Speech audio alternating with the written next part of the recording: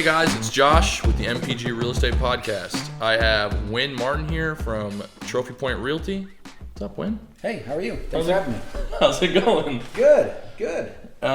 So how you guys been holding up through COVID? Tell you what, business for us has been really good through COVID. If we didn't know COVID was going on, I mean, you wouldn't tell by our board or by our business. Things are chugging right along, which is good.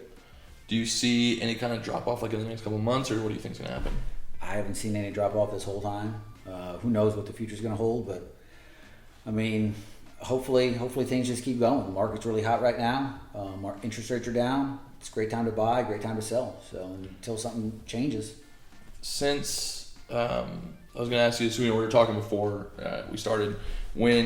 Once that eviction notice thing fell off, did you guys see an uptick in incoming leads, or has it been pretty steady? So it's been pretty steady. I haven't noticed much. I mean, there's still a whole lot of stuff, backlogs in the courts and all those things going on. So it's not like a drop off of a cliff of how that's going to happen. I mean, they're about 3 months out right now with evictions, if you do want to file an eviction. And between the forbearance and everything else, if something happens in the market, it's probably going to happen, spring, summer next year, by the time everything catches up. A lot of people are looking for, the good deal, 50% off, because people are losing their jobs. I mean, that stuff's just not realistic. Down the road, who knows what's going to happen, but we haven't noticed any kind of really movement on that. Okay. So let's talk about how'd you get started? So going back, are you from Savannah? I'm not. Born and raised in Toledo, Ohio. Okay. Came down here in 2000. I was stationed at Fort Stewart. I was in the Army. Spent majority of my time here when I transitioned out of the military. My wife is an ER nurse, and so we said, hey, where do you want to live? And she liked it here. So we just planted roots and been here ever since. So I've been here 20 plus years. Started renting before I knew the advantages of home ownership. In 2001, I bought my first house to live in, and then shortly thereafter started buying investment properties. Okay. Yep. So how long, when did you retire? Oh, I didn't retire. I just 2004. So I got out of the military in 2004. Okay. Yep. And then I got into a couple sales positions, and then about 3 years ago, opened up the Savannah branch of my brokerage, and that's where Trophy Point Realty Group comes from. So what's the first investment that you bought? Let's go back. Well, first investment I bought was the first home I lived in. Right. So anytime you buy a house, whether you buy it for an investment purpose or whether you buy it to live in, it's still an investment, right? Okay, You're still investing in yourself. Yeah, that's true. And most people, because rents here in Savannah, a lot of transit people with military and Gulfstream and SCAD and all the industries here in Savannah, in the ports, a lot of people will buy a house, live in it, and then when they move, they'll keep it as a rental. There are more, last stat, I don't know specifically the numbers, but there are more rentals in Savannah than owner occupants. I think it's 60%. It's something crazy. It's like 62% or something, 64. Crazy, more people are renting. So, and even at that, your economics, your supply and demand curve still aren't being met. More people need to rent than supply. So, I just look at it as anytime somebody buys a house, as long as it's within reason. Now, if you buy too expensive a house and you can't, your mortgage payment doesn't cover the rent, then you wouldn't want to rent that out because you wanted to take a loss all the time. But your average house, $100,000, $150,000, even up to $200,000, you buy it, live in it whenever you move, a year, 5 years, 10 years, keeping it as a rental is a good option in Savannah. Well, I mean, I'm sure, having a realtor that's got, I don't mean to plug you necessarily, but that's got their thumb on the market, right? Which neighborhoods to buy in at that 150, 160, where in 5, 10, 15 years, we know where it's trending, right? Oh, absolutely. Yeah. All real estate's local. What happens here is going to be different than happens even in Hinesville or Statesboro or Atlanta. And so definitely finding people that you trust and that know, have your thumb on the pulse. Yeah. To know what neighborhoods are upcoming, what neighborhoods have already crested that peak. It's important. So, okay, after you buy your first house that you live in, what's the first investment property you did? Then the next, my first straight up investment property was purchased in 2003. Okay, in 2003. Yeah, long-term rental. So, do you still have that one? I still have it. Okay. Yep, I've not sold any of my properties. What's the numbers on it? What'd you buy for? Bought it for bought it for $130 down in Richmond Hill. Okay. Oh, that's a great spot. Yeah. I've had it now for 18 years, going on 18 Yeah, that's years. I mean, crazy. times fly. And it stays rented out all the time. So. How much you getting rent there? Rent on that one is about $1,500 a month. Okay, so that's a great investment. Yep, and I refinanced it a couple years back, and I owe, I don't know, like 80 something on it. I mean, it's free cash already. So it why not cash take flows pretty it? well. Yep. Yeah. So then, fast forward to when you started. How many investment properties have you gotten in that time? So investment properties, looking at 7. 7. Okay. Yep. So that's a nice portfolio. Yeah, nice portfolio, and then also a couple years ago started doing some flips. Okay. On the side, so I do both flips. It depends on what the market needs. I mean, whatever's good. People ask me all the time, do you do long-term holds or do you do flips? I say I do both. Depends on what the numbers work out to be. It's interesting. So like 18 years ago, you obviously were like attracted to real estate. Yeah. And then what was the delay? Like why didn't you get into it then? Like what made you think? Great. That's a great question. So, 18 years ago, I was young. You kind of grow up. Most young people grow up with the thought of, oh, you got to work for a company because you have benefits, steady paycheck, all those things. Yeah. When you're in real estate, when you're in certain industries that are no guaranteed pay, if you don't perform, you're not getting paid. That's daunting for a lot of young people. So a lot of young people get into corporate America until they kind of get sick of it for whatever reason, and then realize, hey, I want to do my own thing, be my own boss. Same thing. I heard this great quote on Joe Rogan podcast one time. It was, there's 2 great addictions in life, heroin and a monthly paycheck. Absolutely. Yeah. Absolutely. Depending on the job you have, a lot of times they're called the golden handcuffs. Because they're so, the benefits are good, the pay's good, it's steady. It's good enough to never want to leave. So they kind of have you captive. It'll take a life event or something like that to actually be the catalyst to have you jump ship into your own business. But like I said, I did that about 3 years ago, never looked back, and probably the best decision I've ever made. Well, what made you, so then transitioning, I know we've talked about it before, so you went in the medical field for a while, or medical management or whatever. And then, what was that transition? What was that moment? You're like, you know what, I'm going for it. Yep. There was, I guess the best way to put it, when I was in the military, one of the reasons why I transitioned out of the military was you don't really work to a standard, you work to a time, right? You work from 9 to 5, no matter how much you do. If you do a ton or you do a little bit, it doesn't matter. You punch out at 5 o'clock. And if you're very efficient and you get done at 1 o'clock, guess what? You still got to sit around twiddling your thumbs till 5 o'clock because there's no value of efficiency, stuff like that. That's in a lot of industries. Yeah.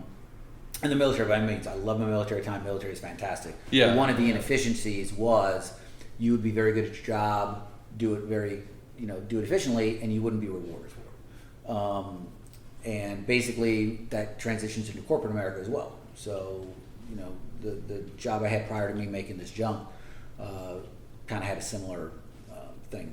Oversight, micromanaging. The efficiencies weren't.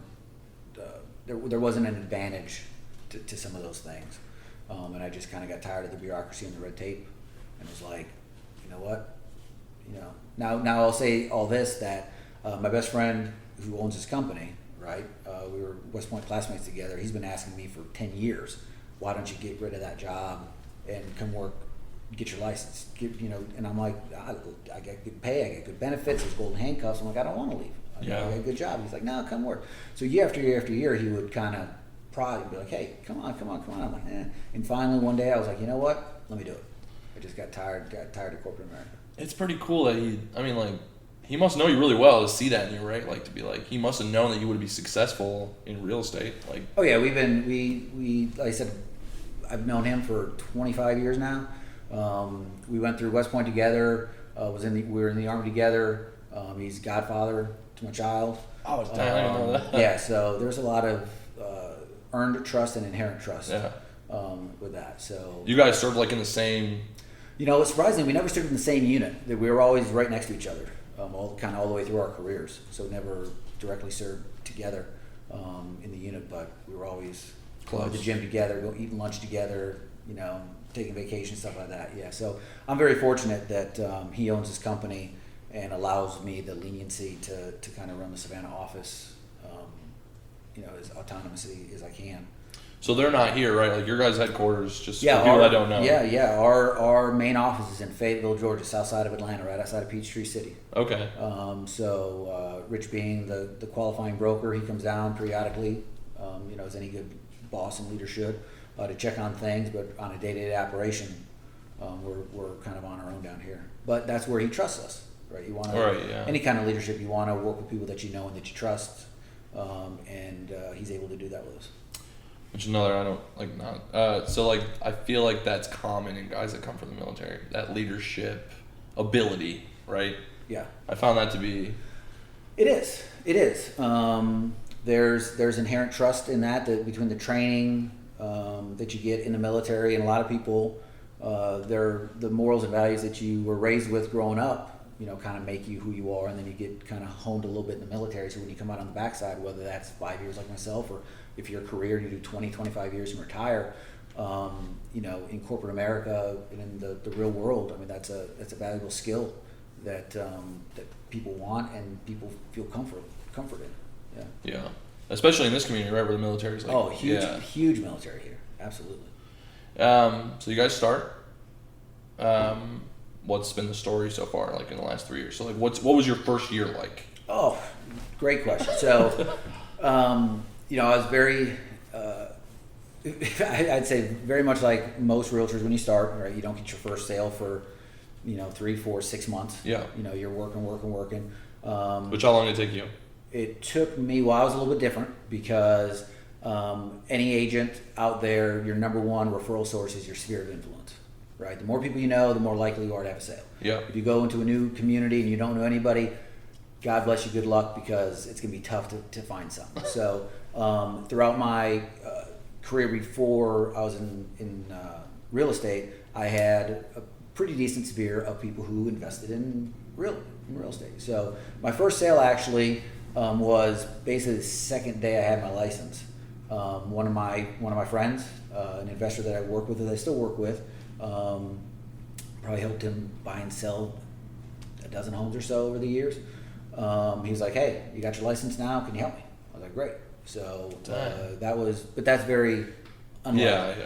Yeah. Really, the main business didn't start kicking up until probably 6 months in.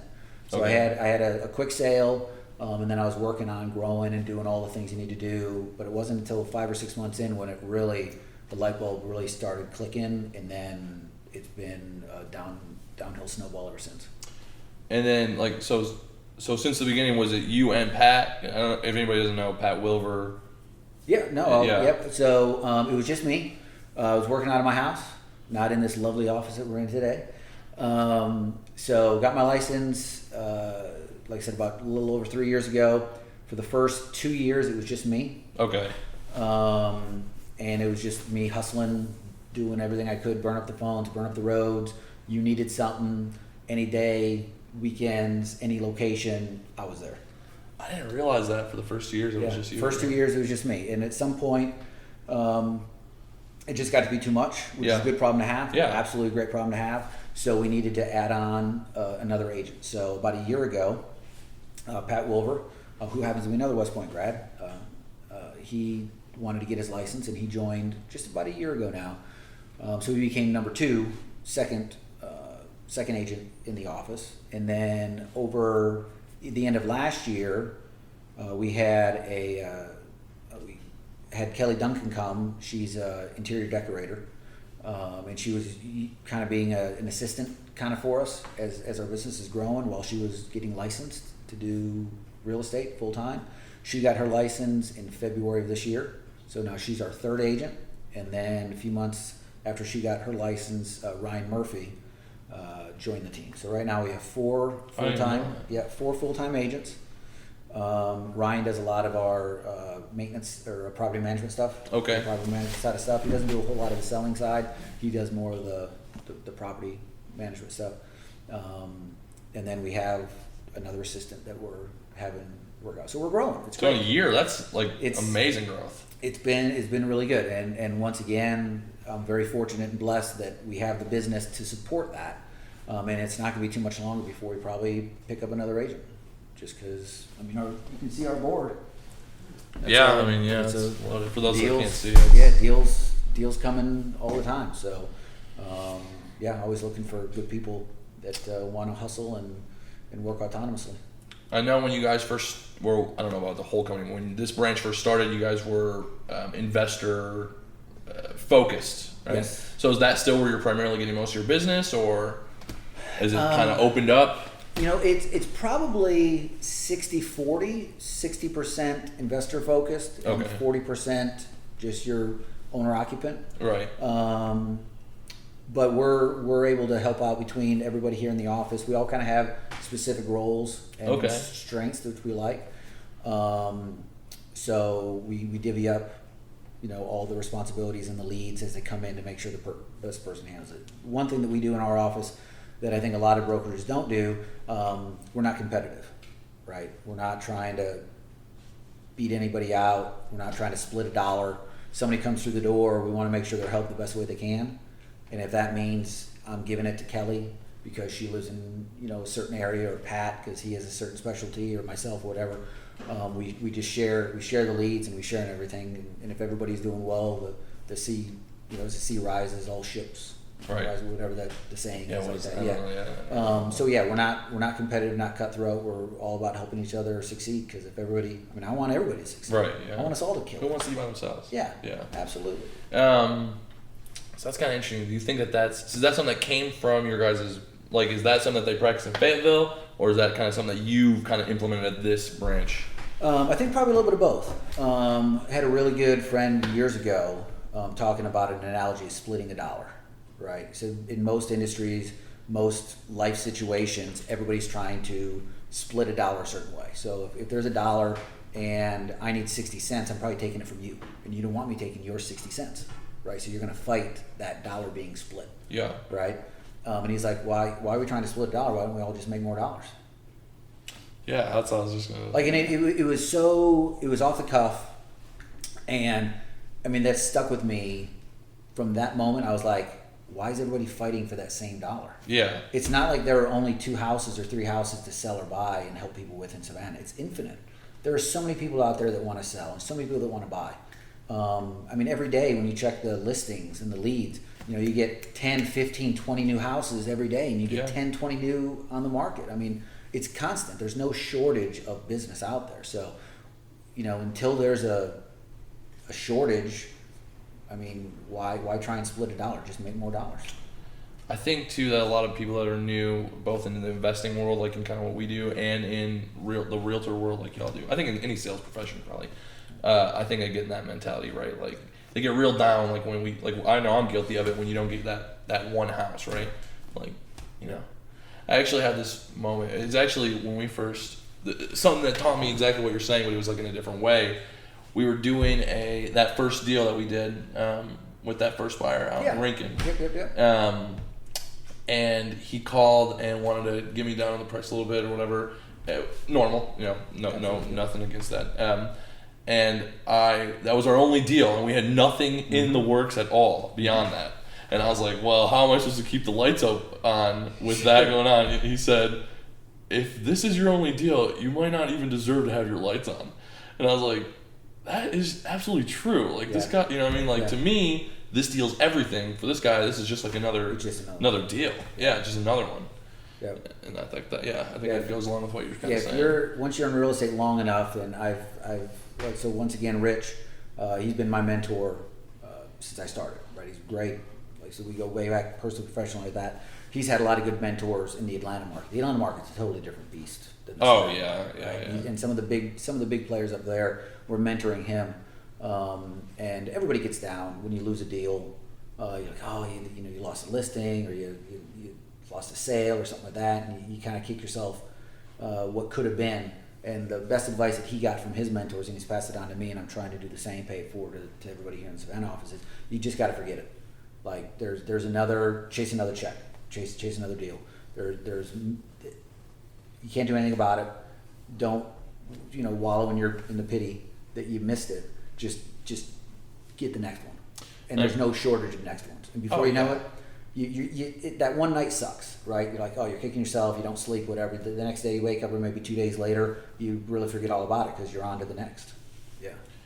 I think too, it's kind of funny. Like, I don't like to quote Grant Cardone that much, Sure. but like, one of the things that he said that sticks with me that's kind of similar is like that when you're born or going up, kind of everybody like pushes like this like scarcity mentality on you, and so when you go into the adult world, you feel like there's only like so much of this, so much of that, right? Sure.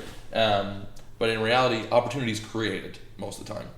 So there's an infinite amount of opportunity that can be created if everybody just kind of like roasts the occasion, right? Yeah. Like, don't spend so much time dwelling in the past on your old deal. Let's get on with it. I mean, one of the books is 100 years old. The seven Habits of Highly Effective People. Oh yeah, right? I love that book. Written in the 30s, right? Yeah. 100 years, crazy. But all those principles still, are in effect today after 90, almost 100 years. And the first principle being, being proactive, and the more proactive you are, and the bigger the net you're casting, the more influence you make, the more stuff's going to happen. Yeah. Right. And on the other side, if everything always happens to you, woe is me, the world hates me, the world affects me, and you're not casting a net, nothing's going to happen. Just a paradigm shift in your thinking that if you want to, be a good person, pay it forward, volunteer time, give to people, you'll be amazed at what comes back by not trying to get something out of a transaction, not even a monetary transaction, but just doing things because it's the right thing to do. Good things happen. I mean, if you do the right thing and live a good life and work honestly, you'll be amazed at. I mean, it's kind of intuitive nowadays with the competitive market and the instant gratification and everything. But doing what's right, you'll find it come back tenfold. And that, throughout my 3 years so far, I'm at the point now where your phone just kind of rings because meetings you've had or people or whatever. By doing the right thing, treating people fair, treating people right, and casting that net, and people call it luck. It's like, well, it's not luck, right? Yeah. I guess you're manufacturing luck by taking a phone call, taking a meeting. I meet with anybody. I get phone calls all the time. Like, hey, can we meet? I'm not sure. I don't know if our paths will ever cross again, but it's worth a meeting. It's worth a cup of coffee, worth a lunch, worth a sit down at the table. And you do enough of those, you're expanding your sphere, and good things kind of happen. Yeah, I mean, networking's essential, It's right? networking. It's And networking 101. It's like a quote from Rich Dad Poor Dad, which is, poor people think you have to give money to get money, and rich people know you have to give. Yeah. I'm reversing it, but you know what I mean. Yeah. I don't know what I'm trying to say, but yeah. That's it. Yeah. That's exactly it. Yeah. Sorry. Okay, so let's go back. Let's get back on topic, I guess. Sure. So, what hardest deal you've ever done? I don't know if I can specifically. You can be vague, obviously. I've had some doozies. This question I wasn't quite right for, so I may need to punt a little bit. But there are more difficult deals than easy deals. Oh, really? Yeah. But I will also caveat it by saying, I'd like to think that I do maybe a little bit more than the average realtor out there. So I volunteer myself and I get myself into sometimes little pickles where other people might not. So,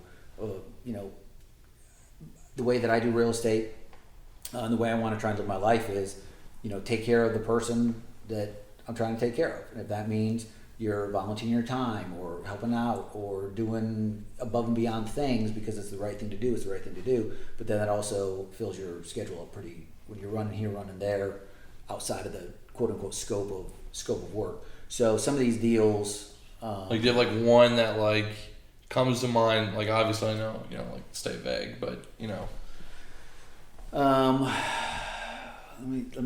Let me think. You may need to come back on if I can think about this here in a minute. But yeah, there aren't many deals that are pretty easy. There's always you always learn something on every deal. Some of them are tricky, some of them are complicated. But that's also why you get a paycheck, right? A lot of people also think, what do I need a realtor for? I can do it myself. Right? Yeah. And easy deals, Easy deals you may be able to do yourself, right? But a lot of the knowledge, kind of like a lawyer or a doctor or anything else, like I think it's pretty easy to cut into my side and take something out of myself. Maybe not so much. You need to have the knowledge of what it is, and if you work with a good team and good folks and good realtors, they have that knowledge to kind of guide you. Now, of course, if it's just here's cash, here's this. Anybody can do a contract, and you probably might not need a realtor. Yeah. But it's for the times that things get sticky, and it's more times than not that you kind of want that expertise. What do you think the future of that is with the internet? Right. So like, I know that's Sure. like a sticky question in the It's a great real estate question. world, but It's a great question. um, Time will tell.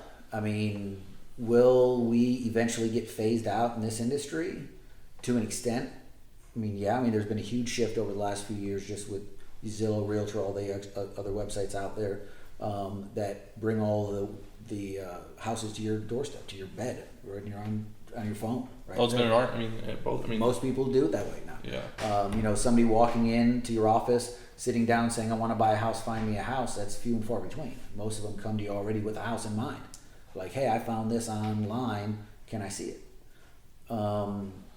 Now, I personally believe that business in general, any kind of business, since the beginning of time, whether it was cavemen doing business together or down the road, robots and AI doing business together, right? You do business with people that you know and people that you trust. Yeah. Whether you're buying a pizza, buying a car, buying a house, buying a computer, doing whatever, people that you know and people that you trust are the people that you're going to do business with. There's convenience in the computer, there's convenience in these websites, but there's still a personal connection in most industries that I think people aren't going to want to get away from. I kind of err on the side of most people's biggest purchase is their house. Absolutely. So they're going to want to do it with somebody they trust. But like you were saying, I do think that the internet poses an interesting problem for realtors, right? Especially in the future. I'm curious how that. Well, but there's a give and take, right, with the internet, because where does the internet get all its data from? They buy the data from the various sites, MLSs, stuff like that. And this question of, is Zillow going to take over? Is Realtor going to take over? Are we going to be phased out? I think there's a balance there because the reason why they're successful is they're being allowed to be successful to an extent by how all that data is kind of coming in and everything like that. If push comes to shove and if everybody just didn't sell their data anymore, there wouldn't be any houses online to see. Now that being said, somebody's always going to create a better mousetrap. Right now, the better mousetrap is Zillow and Realtor and everything else. So if you shift from there, somebody else is going to figure out a way. But I think as an industry, any industry is always going to be protective of its people and of its livelihood. And so now I say that jokingly because I'm sure there are VHS and Betamax and 8-track people who are like trying to fight for that, and that just happened to, it's like, hey, they're gone. Now CDs are gone. All that stuff's gone. It's all digital. But I would hope that people still want to have a personal interaction with somebody that they know and that they trust, because one of the biggest things that I'm asked for as a realtor is my opinion. Okay, yeah. What do you think of ... What do you think of this? What do you think of that? What do you think of that? And that's something that a computer can't give. They can't give an opinion. They can give a zestimate, which is never right, by the way. Those estimates are always wrong. Yeah. But right now, that opinion is something that's valuable. I think it's interesting too, this estimate comment, because especially in Savannah, right, like every block changes. Mm-hmm. It's crazy. I don't think that one of the unique things about this market, I think, have you ever been somewhere where? I never have. This market, so this area is kind of weird. So coming from Ohio, when it would rain everywhere. It'd be a blanket across the whole city. Michigan too, yeah. Yep, you're either going to get wet or you're not. Yeah. Period. Here, it's so splotchy. It'll rain here in one block and not in the next block. And everything else. And I've been here 20 years now, and the same thing goes with crime, believe it or not. Yeah. Right? Crime is almost block to block. Back in the Midwest, if you had a bad area of crime, the whole part of town is bad. Not here. Crime won't cross over roads for, which I still don't understand. It's I so don't crazy, understand either. It's weird. but it is what it is. Yeah, it's just kind of it's kind of compartmentalized how that is. It's very odd. I wonder what do you think that causes that? I don't know. I got no idea. I wonder why it's maybe just because of the way it, So what's your guys' plan going forward in the future? Sure. We're going to continue to grow. So the way that we're setting up our Savannah office is going to be mirroring the home office. So we do full service everything, right? We help buy, sell, invest. We do property management. We can help with renovations. We want to be anybody's one-stop shop. So we have clients from out of state who have never seen a house, right? We find them in the house. We help them buy the house. We help with the contracting and the renovations, and kind of help get them connected with the people that they need connected with. Kind of pop in, oversee everything, list the house, sell the house, and they just get a check. And it's been a handful of people who have never even been to Savannah, never seen a house, and we're able to do it start to finish. So as we're growing our business, we want to make sure that we're doing number one, customer service. Follow-up phone calls, communication, make sure that people hear from us and are comfortable with us. But the service that we want to offer is a full-service brokerage. We can do anything you need, or if you don't want any of it, that's fine too. If you want to oversee it all, you want to do it all, we can do as much or as little as you want. We're not going to grow into like a mega brokerage here. That's just not who we are. We don't want to have 40 agents and 80 agents and have to, worry about all that stuff. We're going to... How many do they have in Atlanta? In Atlanta, they have about a dozen. Okay. Yep. Is that kind of what you expect here, or smaller? Or? No, probably I would say, somewhere in the 10 or 12. Okay. I know years back, we've had 40, 50 agents working for our brokerage, and all you do is put out fires, right? When you're having to manage 40, 50 people, statistically, all 40, 50 people aren't going to kill it and be rock stars, and you're going to have some people who are doing borderline things, and you're having to say crazy things. You could talk to the board, and you have to discipline. That's a management thing. That if you want to manage people, that's cool. But if you want to sell real estate, you don't have time to sell real estate effectively and manage that kind of stuff. So we have to grow inevitably, just because right now business is so good. We're gonna expand, but we want to have a streamlined operation where we all work together. We all grow together, and we all enjoy life. You think that you guys have like plans for future outside of Savannah? So right now it's just Atlanta, Savannah. Right now it's just Atlanta, Savannah. We haven't thought that far ahead. Okay. Or at least not publicly. No, not even privately. Not even privately. But Remax and Keller Williams, they started one office. Yeah. Right now it's not in the plans for that. Steve Jobs started in a garage. Right? Everybody starts at one. Everybody starts at one, and then it goes to two, then it goes to four, and before you know it, you're regional, and then you're first you're local, then regional, then you're national, stuff like that. I know we don't want to go to that level by any means. Rich doesn't want locations in Hawaii and Canada. And no, he doesn't. House Hunters International. We love helping people buy and sell real estate. We really have a passion for it. Both everybody in the home office up in Atlanta. And the four of us here in this office, we like helping people, help advise them and guide them to the biggest investment they probably ever made in their life. Yeah, for a lot of people, it really truly is. Right? It really is.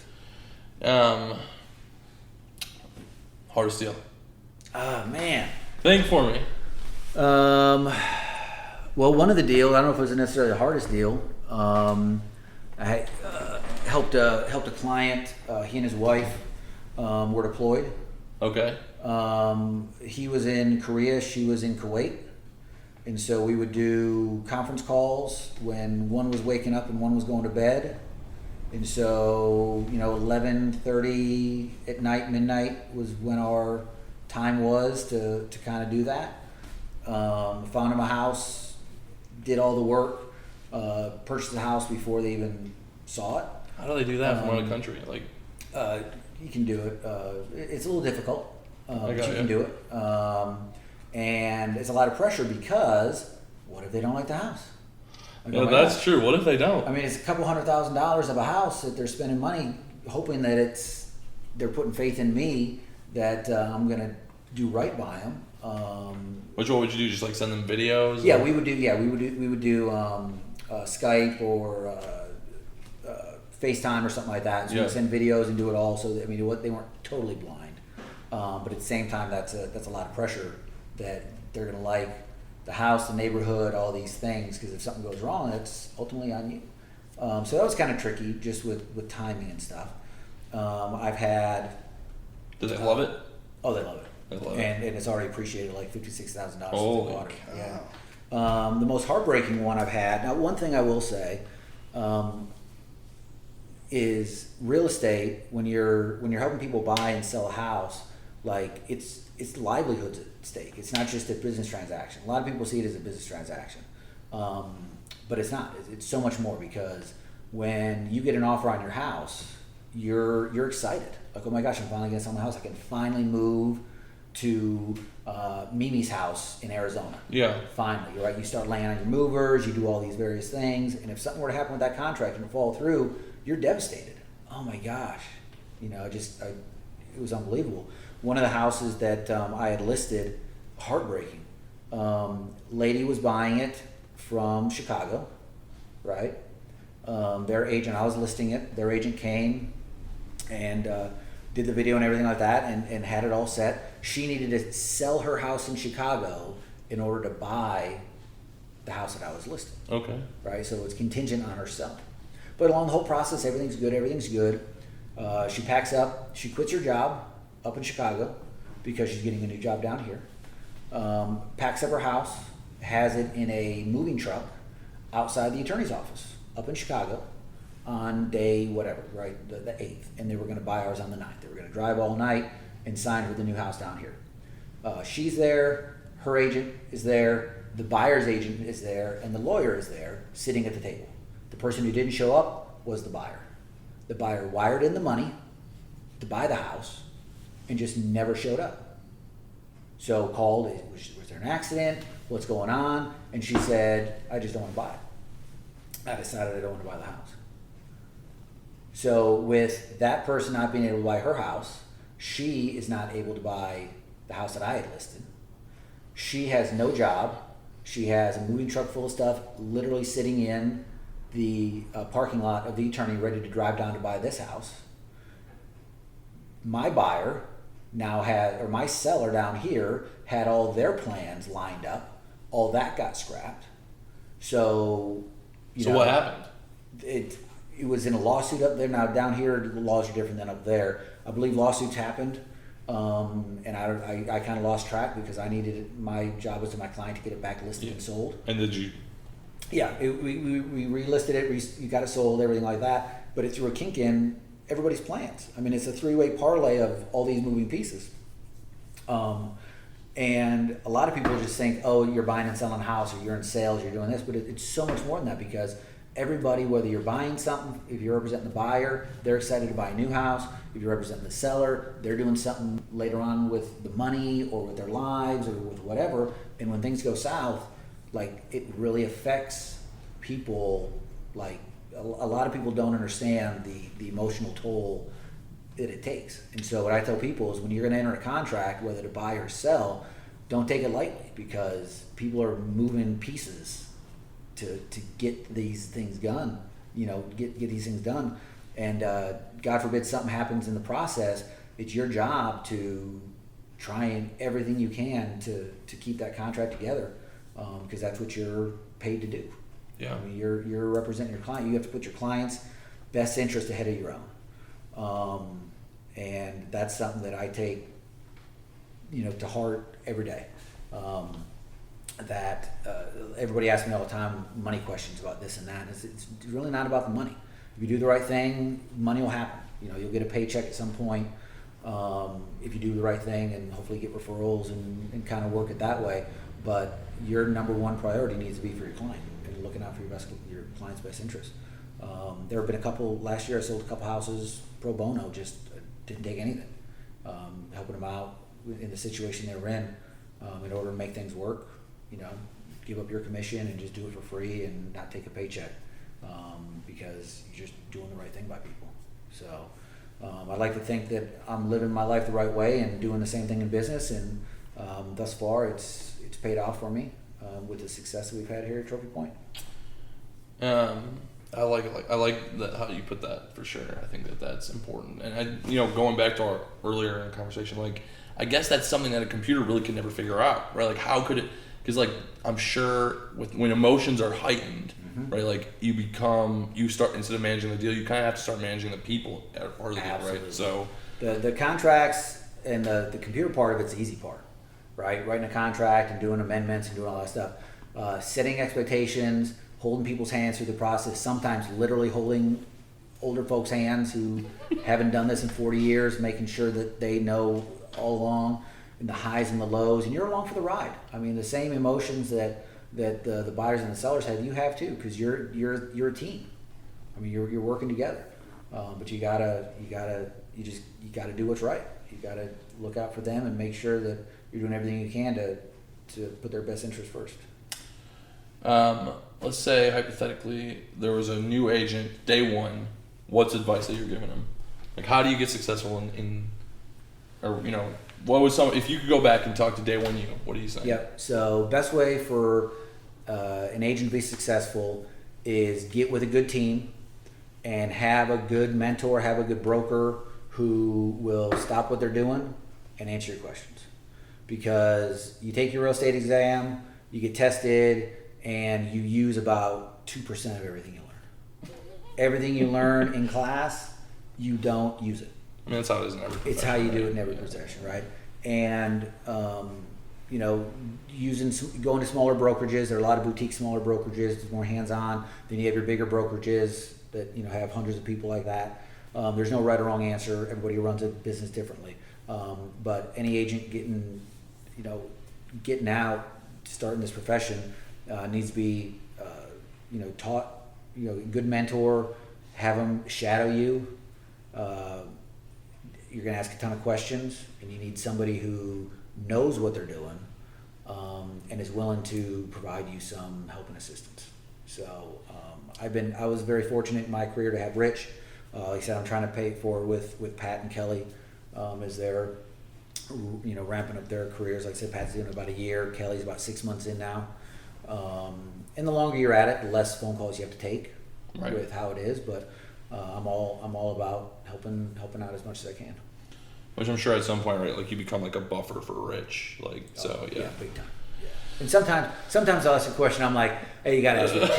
you gotta ask Rich because I don't want to tell you the wrong thing. And some things, like I said, I've been doing 3 years. In between all my deals, I have a wealth of knowledge, but by no means do I know all of it. Right. Yeah. Nor does he. I've sent him some stumpers. Does he have to make a call? He's had to make some calls on my behalf as well. So, like I said, you learn something new every transaction. So you get, then you have some difficult clients who, sometimes don't know what they want. Sometimes they know what they want. Sometimes they're too picky. Sometimes they're not picky enough. I've had clients who you show 10 houses and they love all 10 of them equally. Like, no, you can't. You got to rank order them somewhere. Yeah. Right? And then you show others. You've been to 20 houses and none of them are perfect enough. Most houses I've showed somebody, I think was in the 50s or 60s. Ultimately, they didn't buy. But hey, that's part of the game, right? It happens. They still haven't bought? Like they never bought? Or at least... Not that I know of. Yeah, okay. Not that I know of. And then I have others that, it'll be a day or two, and they're like, this is what I want. I know it. Let's do it. How often is it like somebody calls you and they're like, hey, I saw this on Zillow, I want to buy it? Very, very rarely. They think they want to buy it. And I work with a lot of first-time home buyers. So a lot of first-time home buyers. Another good thing about Zillow, right, or the not thing about Zillow, explaining the process, right? What is the sales process? You're going boom, boom, boom, boom, boom. You can't get that online. You can't. No, they don't offer that at all. They're just like, they don't. Yeah. Hey, enter in the numbers in this calculator, and this is how much your payment's going to be. Yeah. But very, very rarely do you get, hey, this is the house I want. Just write an offer. I want to say maybe one time it was for a military relocation. Well, I guess with investors too, right? Does that mean, like, does that make that number go up at all? Like, if you're talking about first-time home buyers, I can understand like one time. But, like, if you include the investors, like, is that happening a lot with investors, or kind of the same? Will that statistic kind of stay the same? No, investors probably a higher percent. with investors, because with investors, just it's a mathematical equation. Yeah. You know, if the numbers work or don't work. You know, what we do for our investors, you know, Pat and myself, for the ones that aren't here and can't see things in person, we preview every house that they want. And between our own personal investments that we've done over the years and working with our slew of investors that we know exactly how much renovation cost is. We know all the things to look for between neighborhoods and structure and all the ins and outs to know if it's a good investment. We pretty much know probably 30 seconds in a house whether or not it's going to be a good deal for somebody. Just because you do enough of it, you just kind of know. And so with an investor, they don't really care, which sounds terrible. But I mean, they're about numbers. If I can get my return, I'll get my return. Sure, let's buy it. Let's do it. So yeah, that number goes up a little bit with an investor, because if the numbers work, the numbers work. Right. What do you use for, like, educational resources? Like, is there anybody you're following right now, or anything you're reading? Right now, I'm just trying to get all these deals off the board. Right now, like I said, I'm in a good position. Business has been very good for all of us here in the office. So yeah, I wake up 5:30 every morning to get a little bit of work done before my girls wake up, before I drop them off to school, and then I hit the ground like a tornado almost 7 days a week, doing everything I can to do my job. What time is your work day usually on? I would say I try and shut it down around 7 o'clock after dinner. So, Which, if I ask you and your wife, that'd be the same answer. No, if you ask her, she's going to say no, because my phone's always ringing. Right, my phone's always dinging. I don't always answer it. You know, in the evenings, I try and take some time off. Yeah. But I mean, my phone's always dinging, either a text or a phone call or something like that, and I'll get to it as quickly as I can. It's hard. It's tough, man. It's, you know what I mean? Because, like, you don't want to, like, lose the client or lose the lead or whatever, you know, or let something fall through because you didn't answer a phone call. Like, well, but I mean, two things on that, and I'm trying to do better at this, right? When you're new, because real estate, it's eat what you kill. Yeah. Right? If you're not eating, if you're not selling houses. Yeah. And so you don't want a sale to go by. You want to catch every single one. So you want to be Johnny on the spot. Boom, let me get it. And over time, once you grow a book of business and become a little bit successful and have some success behind you, you can sometimes let some of those phone calls go because you're not needing it as much as you were when you were first starting. Like an old fat lion. There you go. Just like an old fat lion. Exactly. I don't want to chase that gazelle today. So you never want to be complacent, but you also have to balance. Like, I have a family. I have a wife and 2 kids. And it's very important that I try and think of them as a client as well. Yeah. Right? So when I'm with my clients, period. I mean, you've called me a couple times, and I can't get you because I'm with them. I'm not. I don't want to interrupt. I don't want to interrupt somebody, and I would want the same. You know, when I'm with somebody, not to be interrupted. So, from family time, you know, you want to try and set aside time that if they were your client buying a house, well, I mean, you're still investing in them, just time and love and family and raising kids and stuff like that. But that's a hard thing for me because, you know, I'm always wanting to not lose a client and help everybody out. I'm always saying yes. I'm very rarely saying no to people. And I'm trying to do a better job of delineating and making sure that, you know, when it's daddy time and you know, family time, that, hey, I'm not trying not to pick up my phone and stay focused on, you know, my most important client, which is my wife and my kids. Which I found that to be, I think there's something, I don't know if maybe I'm just surrounded by people in real estate, so my perception is, you know, I've got blinders on, but people in real estate especially, it seems like, get really passionate about real estate. Mm-hmm. And I think that a lot of guys that I talk to, they have that same problem with their family, right? Like, not problem with their family, but you know what I mean, where, you know, balance is like it's an issue, you know. It is. I mean, it was really bad when I started. My wife would say it's probably still bad. I think it's getting better. But because when you're passionate about something and you love doing it and you love helping people out, it's hard to tell people no. Yeah. Right. Yeah. Because you want to, and once again, it has nothing to do with any monetary compensations you may or may not get from the deal. It's like, hey, I can't. I mean, we manage houses. I'll get a phone call like at 11 o'clock at night, I lock my keys. Can you bring me over an extra set of keys? My keys are locked in the house. Like, it's raining, it's 11 o'clock. What am I going to say? No, sleep on the street? Like, no, get in my car and I drive over at 11 o'clock, open up the door for them because it's the right thing to do, you know? But trying to balance, it's just hard, man. Because you always want to, you want to do the best you can for yourself, professionally, personally, family. It's just hard to balance. But you do just, every day try and do better, right? You're never going to be perfect. Just be better. Did you have a problem? Did you feel like that was like a problem before you got into real estate? Like, has it always been like a problem? Have you always been like your work? I've always, no, not with that, because this is the hardest I've had to work my entire life.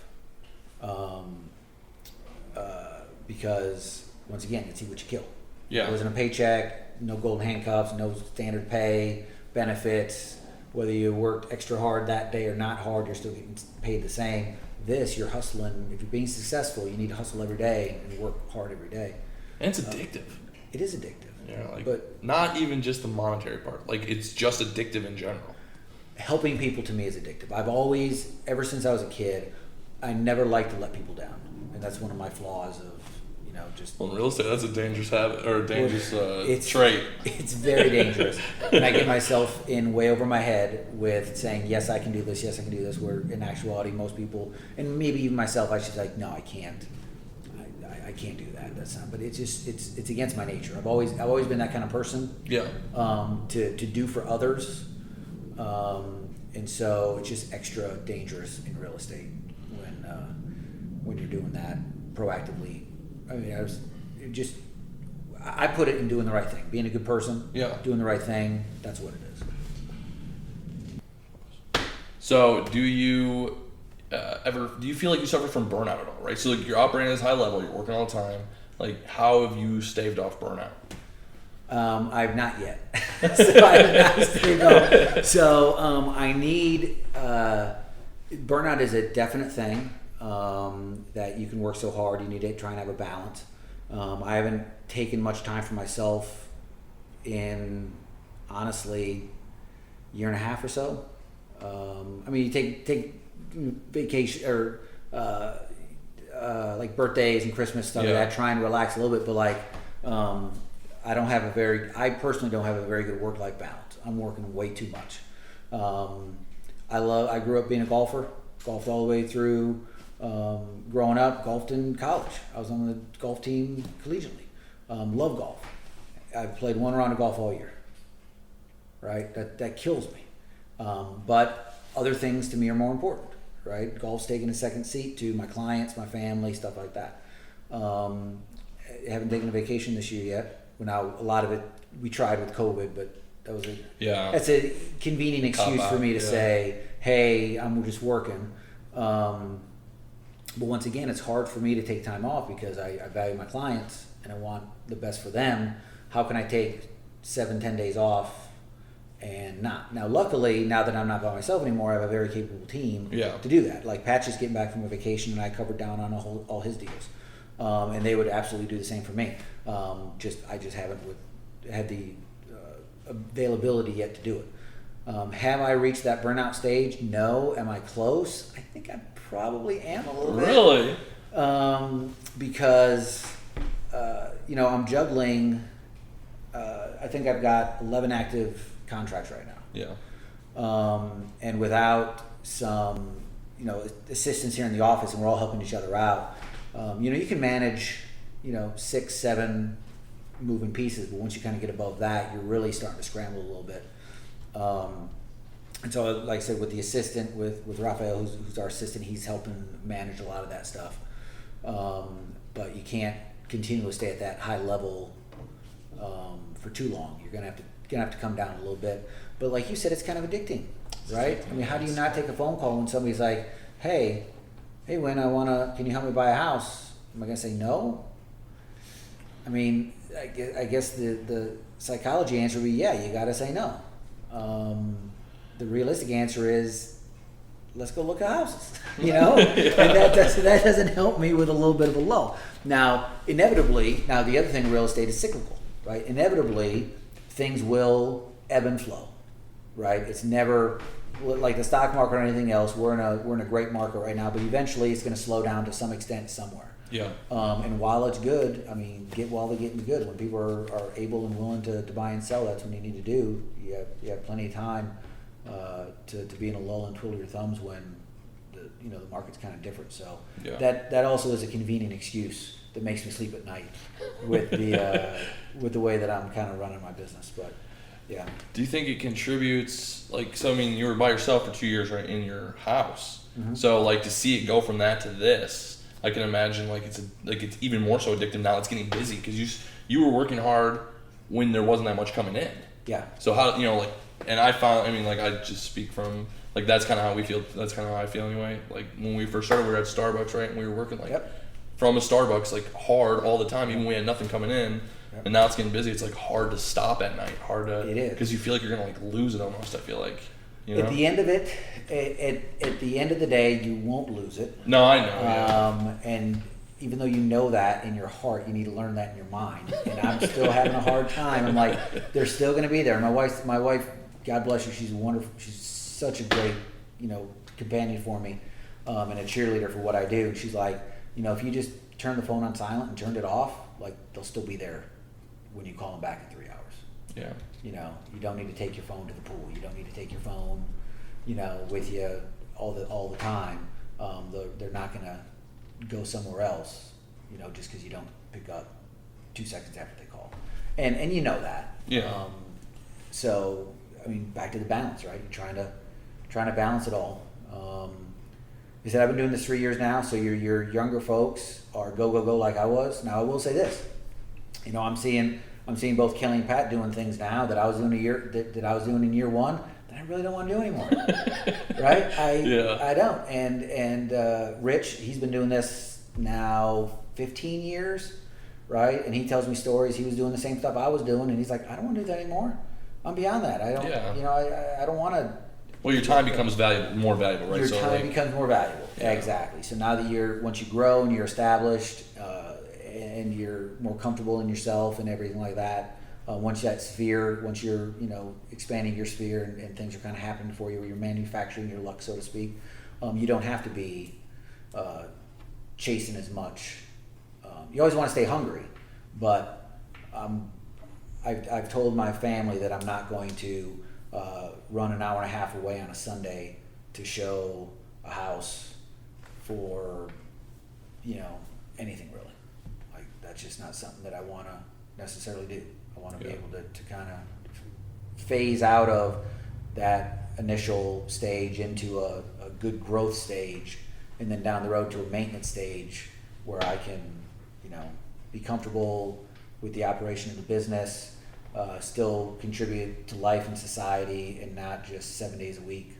I don't want to sell real estate 7 days a week for the next 40 years of my life. Right. What do you want to do? So, like, is this your end game? Like, do you want to and obviously, you always want to be a part of Trophy Point, right? Obviously, sure. You always want to be in the game in some way. But is this your is this your long-term passion, or is this like a means to kind of get somewhere else? No, I think for me this is long-term passion. I think I'll be doing this. I don't have any desires or wants to do anything else. So I'm not thinking, hey, 2 years from now I'm going to do something else, or I'm going to transition out of this. At some point, I'm in my early 40s. At some point, I'll take a step back and do less. But I'll always be in real estate. I got the real estate bug 20 years ago. Yeah. And once you're bit, it doesn't go away. Like, I'll be that 80-year-old dude hunting a deal. I will. Now, am I going to be doing that full time? Hopefully not. Hopefully I don't have to. Well, 7 properties. That's retirement, right? Like, do you plan on scaling that? Like. Oh yeah. That's we. So between that and then we're doing a whole bunch of different things in different kind of pots to scale and everything like that to try and set up for, and that's anybody should, in any kind of industry, any kind of business, you always want to set yourself up for retirement. Yeah. Right. It's just fortunate that retirement for me, I can still do what I love to do, which is real estate, even in retirement. I think most people would agree that you want to do something that you want to do, not that you have to do it. right? Yeah, You don't want to yeah. have to work. You want to work because you like doing it and you like making money, but you don't want to have to work to pay your bills.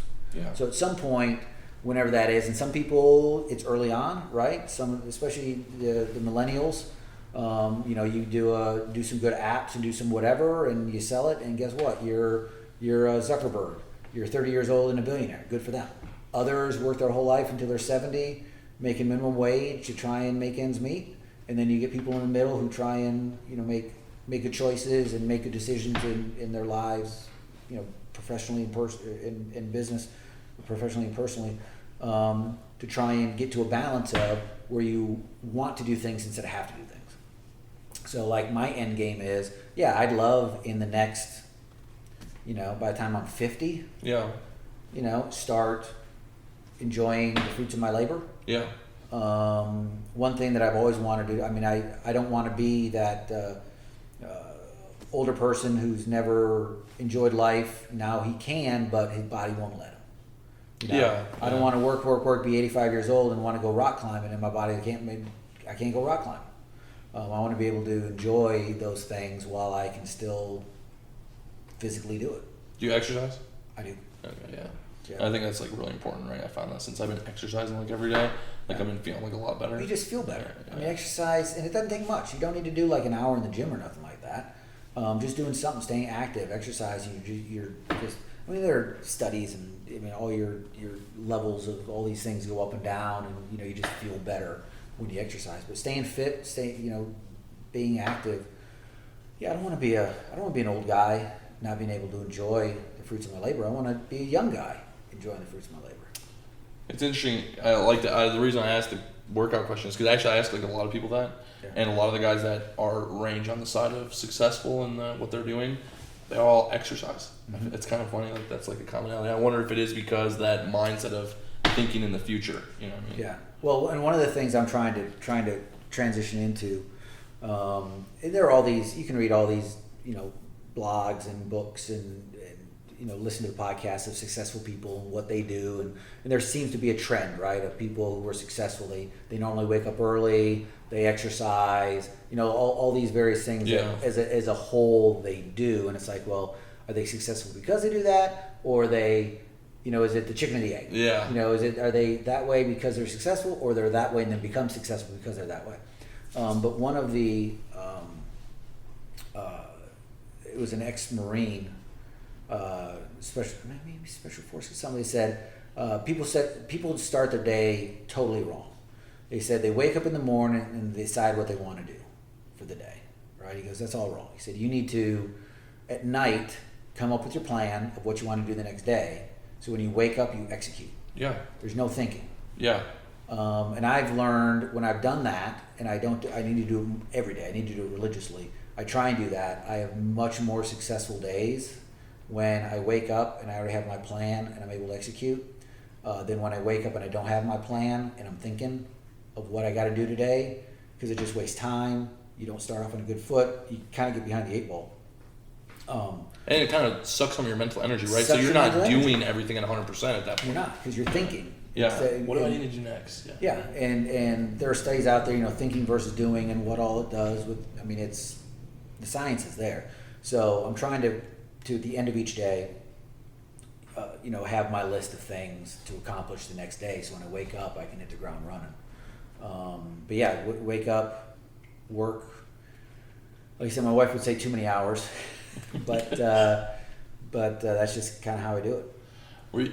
So chicken before the egg thing, it's kind of interesting. So going back, like when you were growing up, were you that way? Like, did you have like the habits of successful people growing up? I don't know. So it's interesting. So I grew up, and I left home. I went to college. I was 18 when I graduated. Went to college, and haven't been back since. I go back to visit times a year, but I haven't lived back there. Yeah. So, more than half of my life, you don't know what you were like when as a kid. Yeah, you kind of know what you were like as a teenager, and I think I was a pretty responsible teenager for the most part. But I can't think back and say, hey, was I always this way and that's how I am? Or was it, in my case, going through West Point for 4 years, that changes you like to the core. And then when you're in the military for another 5 or 8 years, that changes you. So when you come out of your military service, like I did in '04, you look at yourself and I'm like, is this how I always was, or is this who I turned into because of, you know, the time that I spent, you know, the formative years of your life, how all that turns out to be. Right. So I don't have an answer for that, because I don't know if I was always that way. Is West Point College? That's what you kind of like. Is that's where you went to college? Yeah, that's okay. where, I'm not sure yeah. exactly how West Point Yep, works. yep, I wasn't yep. sure. It's a United States Military Academy. Okay, so they force you to wake up early, or you know, No, it's all regimented. Everything. Yeah, you wake up. It's pretty intense. So like when you turn 18, you really didn't have like a moment like that. So that's what you mean, I guess. Yeah, Like, yeah. So it's, I mean, to an extent, I mean, think of all your boot camp movies, right? Yeah. Like when you're in the Army, structure. Everybody wakes up at, you know, whatever time, shine your shoes, get dressed, go to breakfast, do formation. It's boom, boom, boom, boom, all the way down. For 4 years, it's very structured, very regimented. But it changes you as who you are. Now, they want to grab people who are of like mind and likability to get in, like any college application process would be. Yeah. So everybody who's there kind of has the similar mindset and whatnot. But yeah, I don't know what I was like. I really honestly don't know what I was like before. Yeah. I went there. I know what I'm like on the backside. Which did you snap back? Like when you first got out of West Point or out of the military, was there like a reverse, or was it just like you not kinda really? like some of it fell off? It's a gradual. I mean, I remember, you know, there's some habits that I still do. Like when I, you know, just it's ingrained in you. And then other things like running. I hate running. And if I don't need to run again, I would never run again in my life if I don't have to. You have to run every day in the Army, right? Yeah, For yeah, PT, you run. When you get out of the Army, you start running, you're like, who's chasing me? Why am I running? I don't want to run. The heck with this. So that just kind of drops off.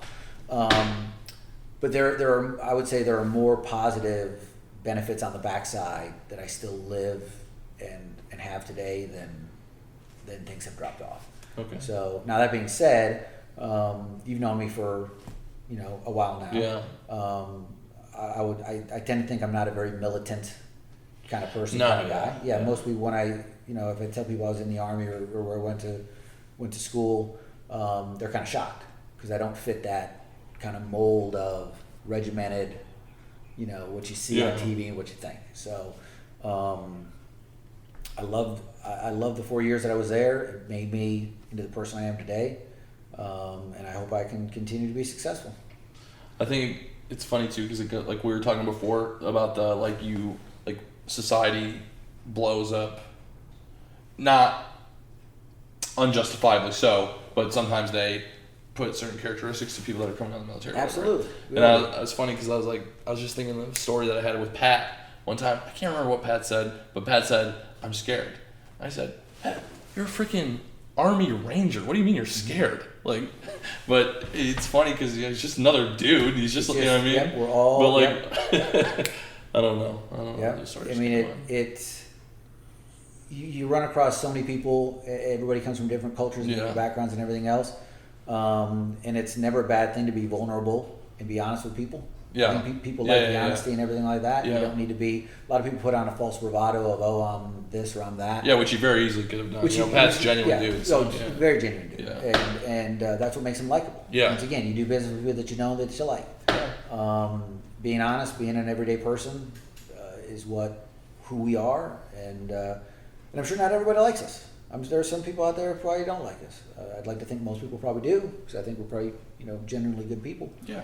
But hey, it's funny, you know, on TV and everything, like you hear like the real estate industry so cutthroat and like whatever, and I'm sure that happens within brokerages and whatever. I'm sure there's things I don't see, but by and large, people in Savannah in the real estate industry, everybody seems to get along pretty well. For the most part, I part. found that to be For the most part. A lot of people don't talk poorly of other people, you know what I mean, that are in the industry. There are a few people that are on our list, right? Everybody's got you've got a few people that are on the list, you know, lenders and some realtors and stuff that you've had some. Once. Exactly. But for the most part, we're very amiable group of realtors here, because at the end of the day, we're all trying to get to the same goal. Yeah. Whether you're buying a house or selling a house, you're all working together on the same team to get to the same goal. And it hasn't hit that point yet, right? There's still so many deals here. There's no shortage, and that's crazy. where and back to the splitting a dollar. Like anybody who wants to be competitive, if it's in your nature, great, and more power to you. But it's not like anything's drying up where there aren't any houses to be, bought or sold. I mean, it's as much as you want to work, you can find the deals, but you do have to hustle. You do. Yeah. Things don't come. I'll say back to the question you had about a young agent.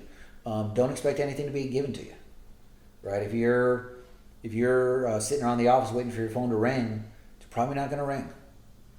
You got to go out and make something happen. What are some things that you guys do? Like, so you get out of the office. Like, what are you guys doing when you're out of the office? Like, just networking. I don't know. You don't want to give like trade secrets, but yeah, like, no. Everything. I mean. Like I said, I talk to and take meetings with anybody and everybody because you never know who they are or what they need. I have found in Savannah, it's basically 2 degrees of separation between anybody and them needing your services of some sort. Either the person you're talking to or somebody that person knows needs to buy a house, sell a house, invest in a house, do property management. Almost 2 degrees, that's about it. So the more people you know and the more people you talk to, you can call it networking. You don't even need to do networking, you don't even need networking groups per se. Just be a nice person and talk to people. Strike up conversations with people wherever you are. You got to let people know what you do, right? Nobody's going to assume that you're a realtor. Now, I'm not saying you just everywhere you talk to, hey, 3-foot rule. Yeah. You don't want to do that. But you got to ask for the business. You gotta tell people what you do, and if you can help them, I'd love to help you. Are you guys part of any networking groups around town? I was part of one networking group prior to COVID, and then we kind of stopped. Which one was it? Hopefully pick back up when COVID stops. But when we leave the office, we're either looking at deals. Yep. Right. So we're doing showings either with clients or virtual. We're doing previews of houses. We're looking at houses for ourselves because we still invest in real estate. Yeah. Right. So we're looking at deals. We're meeting people, meeting contractors, doing listing appointments. In your free time, if you're not doing anything, drive around town. Learn the town you're in. I get questions a lot. Hey, is this area good area? Is this area good area? I don't drive. You decide. Because if I'm always telling you the answer, then you're never going to learn for yourself. You're always just going to call Wynn. Not that I wouldn't pick up the phone, but eventually you need to know that, hey, this neighborhood's a good or bad neighborhood. So when we're out, we don't have a lot of free time. I'll say that. We don't do a lot of free time during the day. And then when we're in the office, we're working on business, working on contracts, working on deals, handling phone calls, text messages, stuff like that. And then trying to, on top of doing stuff for our clients, trying to run our business, trying to run Trophy Point and grow it with, marketing and all those other things that come along with growing a small business. Awesome, man. I appreciate you coming on. Yeah, thank you for having me. Where can people find you? So Trophy Point, trophypointrealty.com. You okay? Is our website, trophypointrealty.com. Which I'll tag below. Yeah, tag below. We're on Instagram and Facebook as well. Okay. At Trophy Point, at Trophy Point Realty, and all our contact information is there. So online, on Instagram, on Facebook, you can find us. Perfect. Sounds good. Appreciate it, man. Okay, thanks so much. Yeah. Thanks.